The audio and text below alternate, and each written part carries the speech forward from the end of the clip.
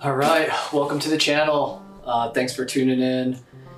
This is hopefully the first video of many in this golf-related journey I'm taking. Even after 30 years ago I started playing, I'm still continuing and trying to write that next chapter and see what progression I can make from formerly being at my lowest a 4 handicap. Quick little snippet is that I started a lot as a junior, played a lot, got away from golf around my 20s into my 30s, and I just started retuning back into the golf world and everything about it in the last year, and I've decided to kind of move forward with re-immersing myself, getting better. And great first video is to kind of get going with what I've got in the bag. I made some small upgrades in different areas.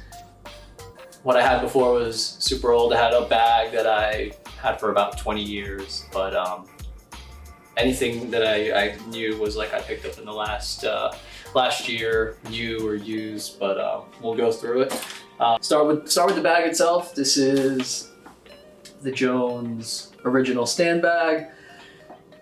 They had a great sale for your first time buy, and obviously have to get my name on it. I've had my name on a bag since 2000s, and I think it's just a kind of standard thing for me to just have the name on the bag, then you know it's yours, obviously. Always wanted a white bag, and I know it's super hard to keep clean. I'm finding that out now. Not a lot of white bags out there, so really easy to pick out. And this model is single strap because I always carry. I will walk as much as I can. I don't really like riding in the car just because for me it throws my rhythm off a little bit, but if we have to ride in the cart, no problem there, but prefer to walk whatever the course is if I'm allowed to. Standard set of aiming sticks with the cover on it, but these are not even any kind of special aiming sticks. These are actually just reflective markers from Home Depot, so you don't have to get like really fancy aiming sticks, and you can get them for $3 each. So Home Depot, that's pretty awesome there.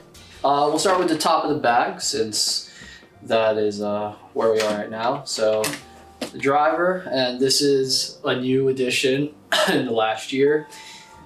Previously I had Callaway everything, Callaway Razor Hawk driver, hybrid woods, and I kind of inherited that stuff, and you'll see with the irons still play Callaway, but I kind of inherited those things.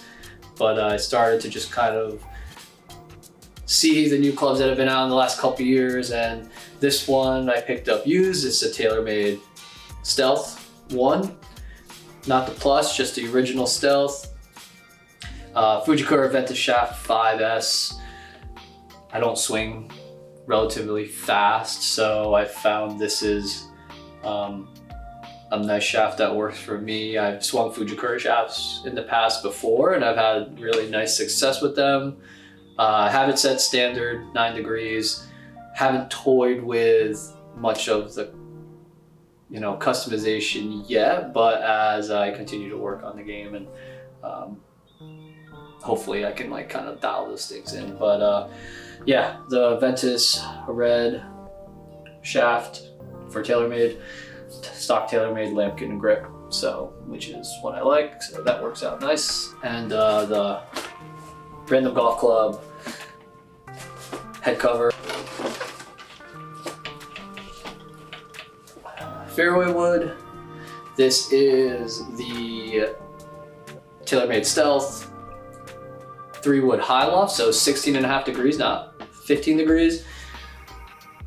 Kind of wanted the 16.5 just because a little bit more versatility, get a little bit more height out of it, especially off the deck. Really easy to club to hit. Again, Fujikura Ventus 6S, fairway wood shaft, lambkin, TaylorMade grip. Pinehurst cover from my brother when he went down to Pinehurst. It's a great color. I love green. Green for golf, green for money. Cool. While we have the putter, since I keep the putter in the top of the bag, most people won't do that. I like to keep it up top. This is a Scotty Cameron Studio Select Newport 2, 2011 model. This has kind of changed hands in our family a few different times, from me to my brother, back to me. Actually started with my brother, and then we went back and forth swapping Scotties. It's one that I've liked very much. I played a lot of different putters in the Scotty Cameron line variety, starting with the Mil Spec, the Futura, this Select, the Terillium 3. But coming back to this just because I like the more like platinum looking finish. Instead of the traditional red paint fills, I made them black because I like the black better. And then going up from 15 gram weights in the sole to 25 gram weights in the sole. Still the original grip on there after 10 years. Gonna get that swapped out soon. So the irons are the oldest thing in the bag, and I'll take two out because there's two different kinds of irons in here. The 5 through pitching wedge. It's the Callaway Prototype X Callaway Tour Authentic irons that were released in 2009. They're a very compact traditional blade. The 3 and 4 irons are essentially the same club, just with the Razor X blade designation. I think it came out the year after they stopped calling it Tour Authentic or Prototype X's, and they just rebranded it. And I got those in the 3 and 4. Now the reason for that is these clubs were inherited from my older brother. He was on Callaway staff, and he got the 5 through pitching wedge, and then when he passed them to me, I'm like, hey, I like longer irons. So he got me the 3 and the 4 to match.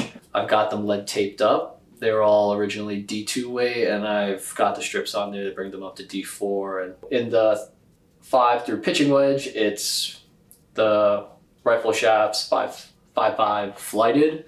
And in the 3 and 4, it's the same frequency, 5.5, but it's the Project X flighted. So marginal difference in between the two, but still pretty good clubs. These are probably the next big additions going to the wedges. So these were given to me by a friend, Ray, who introduced me to some new wedges. He saw the ones I had, and they're old Callaway wedges. No bite on them whatsoever, so he was like, try these, see if you like them. These are the Cobra Snakebite wedges from 2022 in this like nice black satin finish, 54 degree and a 60 degree. And these tear the covers off balls. You could actually, if you see the markings, you could see we were at the range the other day and just peeling covers off balls.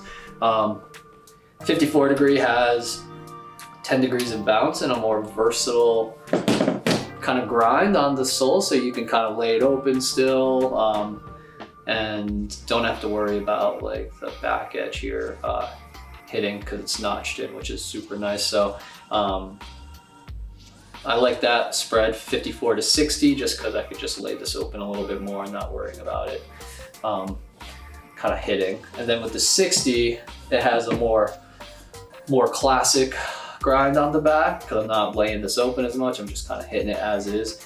And it has these full groove face options. Shafts in here are this is my first time hitting KBS shafts, the High Rev 2.0, 125 gram shafts, stiff.